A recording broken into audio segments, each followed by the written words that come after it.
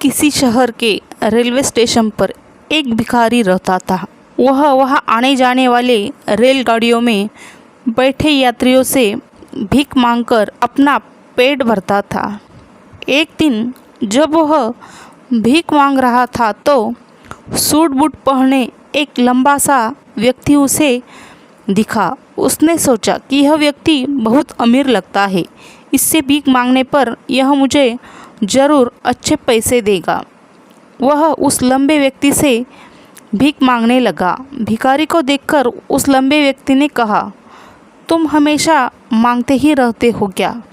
कभी किसी को कुछ देते भी हो? भिखारी बोला, साहब मैं तो भिखारी हूँ, हमेशा लोगों से मांगता ही रहता हूँ। मेरी इतनी औकात कहाँ कि किसी को कुछ दे सकूँ।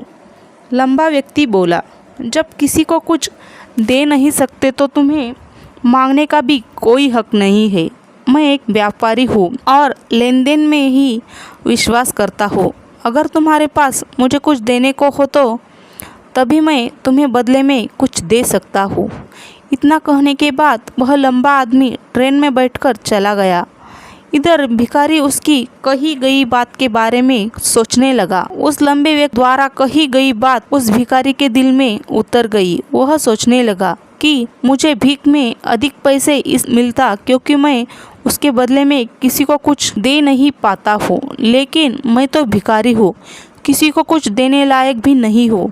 लेकिन कब तक मैं लोगों को बिना कुछ दिए केवल मांगता ही रहूँगा। बहुत सोचने के बाद उस भिखारी ने निर्णय किया कि जो भी व्यक्ति उसे भीख देगा उसके बदले वह भी उस व्यक्ति को कुछ जरूर देगा। लेकिन अब उसके दिमाग में यह प्रश्न चल रहा था कि वह खुद भिखारी है तो भीख के बदले में वह दूसरों को क्या दे सकता है। इस बात को सोचते हुए 2 दिन हो गए, लेकिन उसे अपने प्रश्न का कोई उत्तर नहीं मिला था। तीसरे दिन जब वह स्टेशन के पास बैठा हुआ था तभी उसकी नज़र कुछ फूलों पर पड़ी जो स्टेशन के आसपास के पौधे पर खिल रहे थे। उसने सोचा, क्यों ना मैं लोगों को भीख के बदले कुछ फूल दे दिया करूं। उसको अपना यह विचार अच्छा लगा और उसने वहां से कुछ फूल तोड़ लिए। अब वह ट्रेन में भीख मांगने पहुंचा। अब जब भी कोई उसे भीख देता तो उसके बदले में वह भीख देने वाले को कुछ फूल दे देता। उन फूलों को लोग खुश होकर अपने पास रख लेते। अब भिखारी रोज फूल तोड़ता और भीख उन फूलों को लोगों में बांट देता था।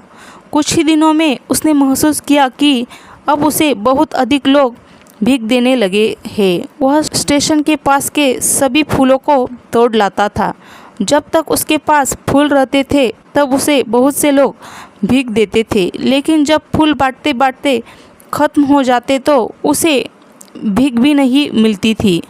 अब रोज ऐसा ही चलता रहा। एक दिन जब वह भीख मांग रहा था तो उसने देखा कि वही लंबा व्यक्ति ट्रेन में बैठा है, जिसकी वजह से उसे भीख के बदले फूल देने की प्रेरणा मिली थी। वह तुरंत उस व्यक्ति के पास पहुंच गया और भीख मांगते हुए बोला, आज मेरे पास आपको देने के लिए कुछ फूल है, आप मुझे भीख दीजिए तो बदले में मैं आपको कुछ फूल दूंगा। उस लंबे व्यक्ति ने उसे भीख के रूप में कुछ पैसे दिए और भिखारी ने कुछ फूल उसे दे दिए। उस लंबे व्यक्ति को बात बहुत पसंद आई। वह बोला, वाह क्या बात है, आज तुम भी मेरी तरह एक व्यापारी बन गए हो। इतना कहकर फूल लेकर वह लंबा व्यक्ति अपने स्टेशन पर उतर गया। लेकिन उस लंबे व्यक्ति द्वारा कही गई बात एक बार फिर से उस भिखारी के दिल में उतर गई। वह बार बार उस लंबे व्यक्ति के द्वारा कही गई बात के बारे में सोचने लगा और बहुत खुश होने लगा।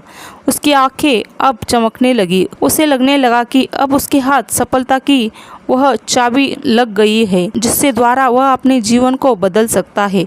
वह तुरंत ट्रेन से नीचे उतरा और उत्साहित होकर बहुत तेज आवाज़ में ऊपर आसमान की तरफ देख, मैं भिखारी नहीं हूँ, मैं तो एक व्यापारी हूँ, मैं भी अमीर बन सकता हूँ। लोगों ने उसे देखा तो सोचा कि शायद यह भिखारी पागल हो गया है और अगले दिन से वह भिखारी उस स्टेशन पर फिर कभी नहीं दिखा। लेकिन 6 महीने बाद इसी स्टेशन पर 2 व्यक्ति सूट बूट पहने हुए यात्रा कर रहे थे। दोनों ने एक दूसरे को देखा तो उनमें से एक ने दूसरे से हाथ मिलाया और कहा, क्या आपने मुझे पहचाना? दूसरा व्यक्ति बोला, नहीं, क्योंकि मेरे हिसाब से हम लोग पहली बार मिल रहे हैं।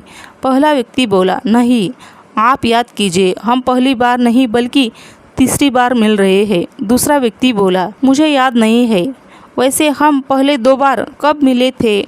अब पहला व्यक्ति मुस्कुराया और बोला, हम पहले भी 2 बार इसी ट्रेन में मिले थे। मैं वही भिखारी हूँ जिसको आपने पहली मुलाकात में बताया कि मुझे जीवन में क्या करना चाहिए और दूसरी मुलाकात में बताया कि मैं वास्तव में कौन हूँ। दूसरा व्यक्ति मुस्कुराया और अचंभित होते हुए बोला, ओ, याद आया, तुम वही भिखारी हो जिसे मैंने एक बार भीख देने से मना कर दिया था और दूसरी बार मैंने तुमसे कुछ फूल खरीदे थे, लेकिन आज तुम यह सूट बूट में कहाँ जा रहे हो और आजकल क्या कर रहे हो? तब पहला व्यक्ति बोला, हाँ, मैं वही भिखारी हूँ, लेकिन आज मैं फूलों का एक बहुत बड़ा व्यापारी हूँ और इसी व्यापार के काम से ही मैं दूसरे शहर जा रहा हूँ। कुछ देर रुकने के बाद वह फिर बोला, आपने मुझे पहली मुलाकात में प्रकृति का वह नियम बताया था जिसके अनुसार हमें तभी कुछ मिलता है जब हम कुछ देते हैं। लेन देन का यह नियम वास्तव में काम करता है। मैंने बहुत अच्छी तरह से महसूस किया है, लेकिन मैं खुद को हमेशा भिखारी ही समझता रहा। इससे ऊपर उठकर मैंने कभी सोचा ही नहीं और जब आपसे मेरी दूसरी मुलाकात हुई तब आपने मुझे बताया कि मैं एक व्यापारी बन चुका हूँ। अब मैं समझ चुका था कि मैं वास्तव में एक भिखारी नहीं बल्कि एक व्यापारी बन चुका हूँ। मैंने समझ लिया था कि लोग मुझे इतनी भीख क्यों दे रहे हैं, क्योंकि वह मुझे भीख नहीं दे रहे थे बल्कि उन फूलों का मूल्य चुका रहे थे। सभी लोग मेरे फूल खरीद रहे थे क्योंकि इससे सस्ते फूल उन्हें कहाँ मिलते। मैं लोगों की नज़रों में एक छोटा व्यापारी था, लेकिन मैं अपनी नज़रों में एक भिखारी था। आपके बताने पर मुझे समझ आ गया कि मैं एक छोटा व्यापारी हूँ। मैंने ट्रेन में फूल बांटने से जो पैसे इकट्ठा किए थे उनसे बहुत से फूल खरीदे और फूलों का व्यापारी बन गया। यहाँ के लोगों को फूल बहुत पसंद है और उनकी इसी पसंद ने मुझे आज फूलों का बहुत बड़ा व्यापारी बना दिया। दोनों व्यापारी अब खुश थे और स्टेशन आने पर साथ उतरे और अपने अपने व्यापार की बात करते हुए आगे बढ़ गए। दोस्तों, इस कहानी से हमें बहुत कुछ सीखने का मिलता है। कहानी में लंबा व्यापारी गिव एंड टेक के नियम को बहुत अच्छी तरह जानता था। दुनिया के सभी बड़े व्यापारी इसी जीवन के नियम का उपयोग करके सफल हुए हैं और इस फॉर्मूले को उसने भिखारी को भी बताया। भिखारी ने इस प्राकृत नियम को अपना लिया और इसका असर उसके जीवन में साफ दिखाई देने लगा। उसने अपनी सोच बदली और उसकी ज़िंदगी बदल गई। यह कहानी हमें बताती है कि हम यदि अपनी बदल ले तो कुछ भी हासिल किया जा सकता है।